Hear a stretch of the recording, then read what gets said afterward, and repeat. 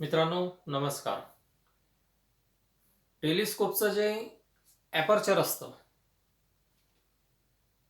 म्हणजे टेलिस्कोपचा जो objective lens असतो त्याचा त्याच्या फोकल लेन्सशी संबंध असतो हे अगोदरच्या भागांमध्ये आपण पाहिलेलं आहे. मग ज्यावेळेस दोन हौशी वैज्ञानिक टेलिस्कोप मेकर किंवा टेलिस्कोप मॅन्युफॅक्चरर किंवा ज्यांच्याकडे टेलिस्कोप आहेत अशी मित्रमंडळी ते जेव्हा एकमेकांना विचारतात की तुमच्याकडची टेलिस्कोपचं ॲपर्चर किती आहे, एक या पद्धतीने विचारतात. दुसरं म्हणजे तुमची टेलिस्कोप किती इंची आहे. इंची आहे असं सांगितलं म्हणजे 8 इंच आहे. आणि मग पुढचा प्रश्न येतो की किती एफ आहे, म्हणजे फोकल लेंथ किती आहे. मग ती फोकल लेंथ मिलीमीटरमध्ये सांगितली जाते किंवा त्या टेलिस्कोपचा मेन मिररशी किंवा मेन भिंगाशी फोकल लेन्सशी असलेला संबंध सांगितला जातो.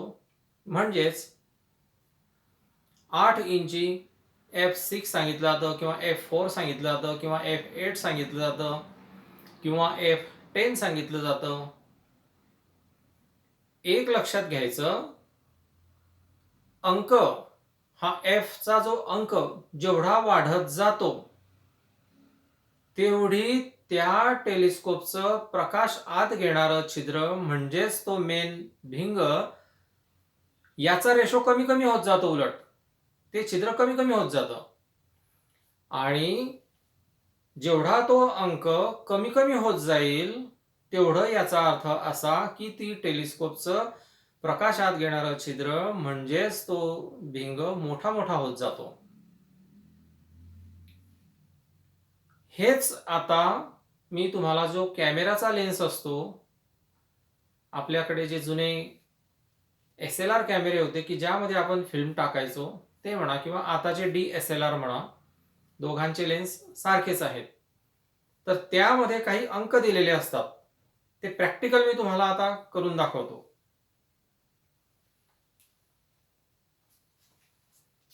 हा एक लेन्स आहे. यावर F16 पासून तर F2 पर्यंत अंक दिलेले आहेत. आता F2 म्हणजे याचा अर्थ असा की हा जो भिंग आहे याचा हा जो व्यास आहे याच्या दुप्पट या भिंगाची फोकल लेंथ आहे. हा एक ट्रिपलेट लेन्स आहे. कॅमेराला असणारे सर्वच मुख्य भिंग हे लेन्स ट्रिपलेट असतात. म्हणजे बाहेर एक लेन्स, याच्यामध्ये एअर गॅप असतो, अंतर्वक्र भिंग असतो त्याच्यामध्ये, आणि हा आणखी एक बहिर्वक्र भिंग असतो. असा 3 भिंगांचा मिळून हा टेलिस्कोपचा लेन्स तयार झालेला असतो. आता याचं हे जे ॲपर्चर आहे हे पूर्ण ओपन आहे, म्हणजे याला म्हणतात F2. आता मी हे ॲपर्चर तुम्हाला कमी करून दाखवतो. आता हे झालं F16.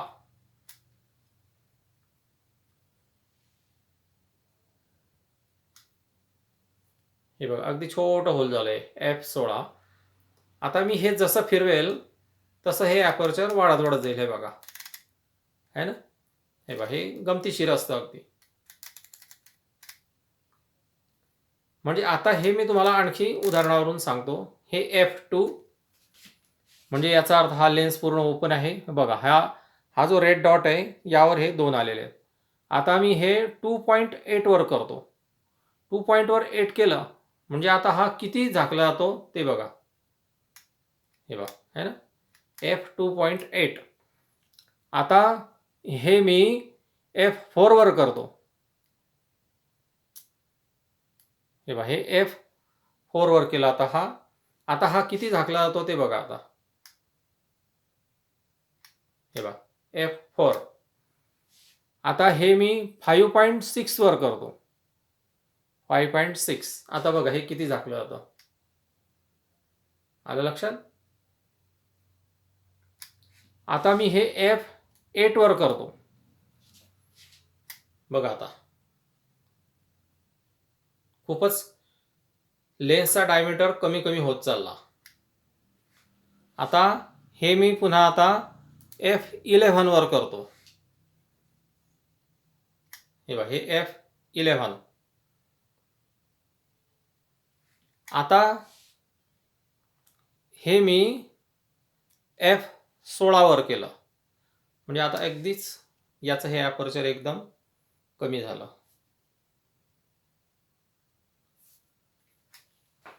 याच्यामध्ये या पाकळ्या दिसत आहेत बघा, है ना. आणि ही जी यंत्रणा आहे प्रकाशावर नियंत्रण ठेवणारी, समोरचा ऑब्जेक्ट जेव्हा तेजस्वी असतो त्यावेळेस प्रकाश कमी लागतो. समोरचा ऑब्जेक्ट जेव्हा अतिशय अंधुक आहे, कमी प्रकाशाचा आहे, त्यावेळेस डोळा हा लेन्सचा डोळा ओपन करावा लागतो. इथपर्यंत तुमच्या लक्षात आलं. म्हणजे आता लक्षात घ्या की F22 मधून मिळणारी प्रतिमा अतिशय धुसर असेल, तर F2 मधून मिळणारी प्रतिमा अतिशय तेजस्वी असेल. म्हणजे आता हे टेलिस्कोपच्या संदर्भात मी तुम्हाला सांगतो.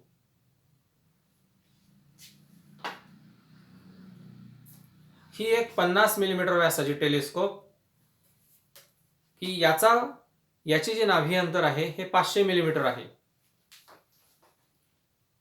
म्हणजे 500 भागीला 50, म्हणजे ही F10 या फोकल रेशोची हे टेलिस्कोप आहे. म्हणजे हे F10 धरलं जाईल कॅमेऱ्याच्या भाषेमध्ये. नंतर ही जी लांब टेलिस्कोप आहे याचा फोकल रेशो आहे F16, F16. याच्यामधून मिळणारी प्रतिमा अधिकच अस्पष्ट दिसेल.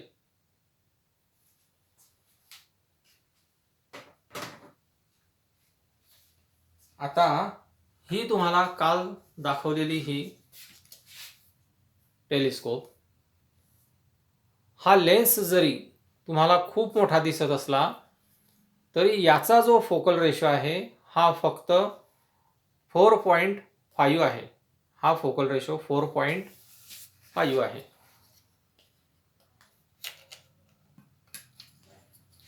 याच्यामधला सुद्धा मी तुम्हाला हा डायफ्रॅम तुम्हाला काल मी दाखवला होता, हा कंट्रोल होणारा.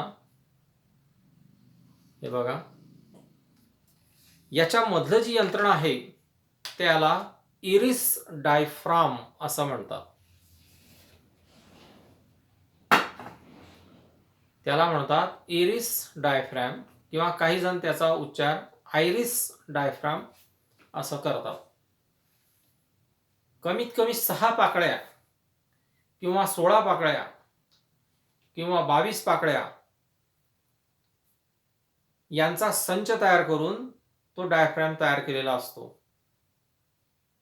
तो आयरिस नावाच्या शास्त्रज्ञाने शोधून काढला, म्हणून त्याचं नाव इरिस डायफ्रॅम पडलं. आता 2 गोष्टी तुमच्या लक्षात आला की Fचा अंक जेवढा मोठा तेवढ्या टेलिस्कोप मधून अस्पष्ट दिसेल, इमेज ब्राईट दिसणार नाही. म्हणजे अशी टेलिस्कोप ग्रह पाहण्यासाठी ठीक आहे, परंतु त्यामधून डीप स्काय ऑब्जेक्ट, दूरच्या आकाशगंगा, नेब्युला, हायड्रोजनचे ढग, नंतर ताऱ्यांचे गुच्छ अतिशय अस्पष्ट असलेले, हे त्यातून दिसणं कठीण आहे. परंतु जेव्हा हा जो Fचा नंबर आहे तो जसा कमी होत जाईल, समजा F4 झाला, तर F4 किंवा F4 या टेलिस्कोप मधून अतिशय झगझगीत असं दृश्य मिळेल. म्हणून जर आपल्याला ॲस्ट्रोफोटोग्राफी मध्ये इंटरेस्ट असेल, तर ॲस्ट्रोफोटोग्राफी जर आपल्याला करायची असेल तर आपली टेलिस्कोप किमान F5 या फोकल रेशोची पाहिजे.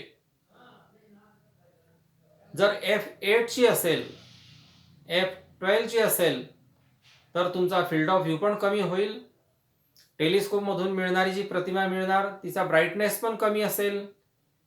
त्यामुळे त्यातून तुम्हाला फोटोग्राफ करताना दीर्घकाळ कॅमेऱ्याचं शटर ओपन ठेवावं लागेल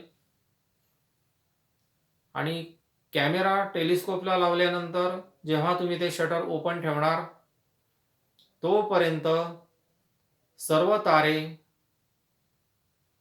आणि आकाशामध्ये आपल्याला जे काय दिसतं ते सगळं पृथ्वी स्वतःभोवती फिरत असल्यामुळे सगळे ग्रहतारे आपल्याला ईस्ट टू वेस्ट म्हणजे पूर्वेकडून पश्चिमेकडे हळूहळू सरकतात. त्यांचा जो सरकण्याचा वेग असतो तो 360 अंश 24 तासाला असतो. साधी गोष्ट अगदी की पृथ्वी स्वतःभोवती 24 तासामध्ये एक फेरी पूर्ण करते, म्हणून त्यांचा वेग सुद्धा तेवढाच असणार. म्हणून आपल्याला जर फोटोग्राफी करायची असेल तर आपली टेलिस्कोप F5, F4 किंवा F3.5 या फोकल रेशोची असावी. मी आतापर्यंत F3.5 या फोकल रेशोच्या आणखी कमी फोकल रेशो असलेली म्हणजे F2 पर्यंतची टेलिस्कोप पाहिलेली नाही आणि ती बनतही नाही. कारण खूप मोठ्या फोकल रेशोची टेलिस्कोप म्हणजे बघा, मोठा फोकल रेशो म्हणजे होल मोठं, ऍक्च्युअल अंक असतो कमी. उलट आहे ते एकमेकांच्या. F11 म्हणजे उलट हे होल छोटं, F4 म्हणजे उलट लेन्स मोठा होल छोटं, लांबी कमी. तर जेव्हा अशी F3.5 च्या कमी भिंग बनवणे शक्य नसतं. जेवढा कर्व्हेचर जास्त असेल तेवढी त्याला ॲक्युरसी खूप ठेवावी लागते आणि ते कठीण काम होऊन जातं. म्हणून सहसा हौशी खगोल अभ्यासक F8 पर्यंतच्या टेलिस्कोप घेतात आणि जर फोटो घेणार असले तर ते F4 चे फोटो घेतात, F4 च्या टेलिस्कोप घेतात की जेणेकरून त्यांना त्यातून फोटोग्राफी करता येईल. पुन्हा आपण एकदा उजळणी करू. Fचा नंबर जेवढा जास्त दिसेल अंक तेवढं होल कमी असेल आणि जेवढं F नंबर कमी दिसेल तेवढं लेन्स मोठा असेल. आजच्या पुरतं एवढं पुरेसं आहे. धन्यवाद. आपण यातला काही भाग समजण्यास कठीण वाटत असेल तर पुन्हा एकदा हा व्हिडिओ पुन्हा मागे पुढे करून एकदा दोनदा पुन्हा पहा. याबद्दल अधिक काही शंका असेल तर आपल्या बॉक्समध्ये टाका तुम्ही. धन्यवाद.